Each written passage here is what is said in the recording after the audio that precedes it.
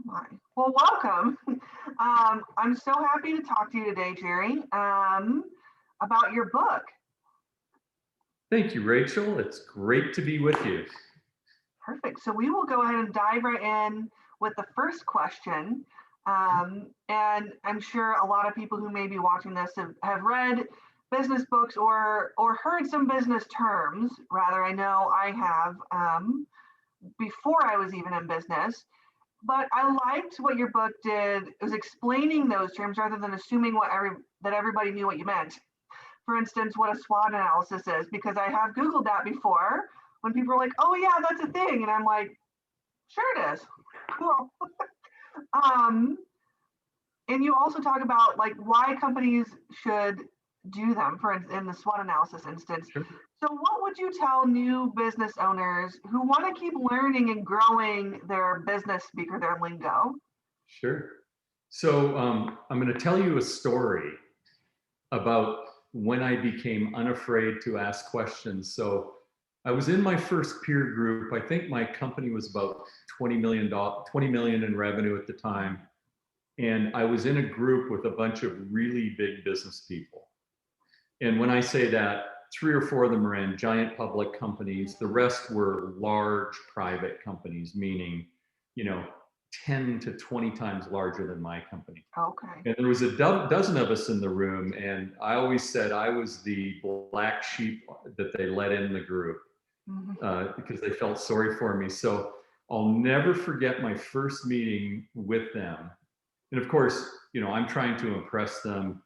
But finally, at the end of three or four statements, they said three things that I had not a clue what they meant because I didn't have a formal education. I'd been in business for about 10 years, but I'd been in middle management or management.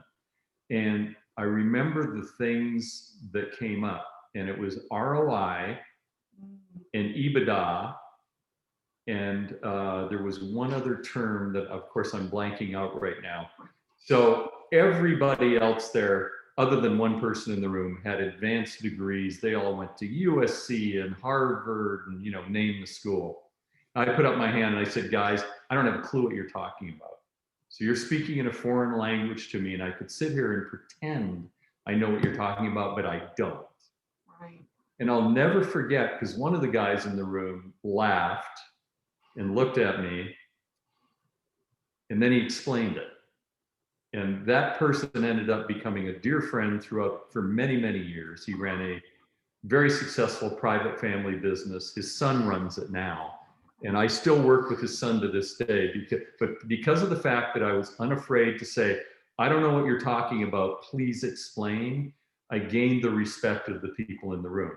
Now, I will tell you, I'm also big on keeping score. And so I found out what was good in those terminologies, return on investment and EBITDA on a percentage basis. And I developed a scorecard, even though they were bigger than me, to measure percentages on an annual basis. And I made it a contest and a game where we measured it every year. And let's just say I did really well in that contest. Even though I was smaller, it was easier to adjust and make things happen. I was scoring in the top one or two in those categories within a year that I knew. I didn't even know what they meant. So don't be afraid to ask the stupid questions. I agree. It's funny because I've never quite been in that situation. I have usually been the one Googling it in the background. However, I always tell my students that because I teach at the community college as well, English. And so I always tell them, no matter how stupid you think the question is, please ask it because you're not the only one that's thinking that. Yeah, and other people I know when I ask those questions, even to this day, if I don't understand something, I say, you know what, dumb it down for me, explain it to me, because I don't know what you're talking about. And when I do that, I think you gain respect versus pretending to be a know-it-all, or, you know, I see people Googling terms when you're in meetings with them. Just ask. It's better to get a human explanation and to admit what you know and what you don't know, because none of us know everything. Absolutely.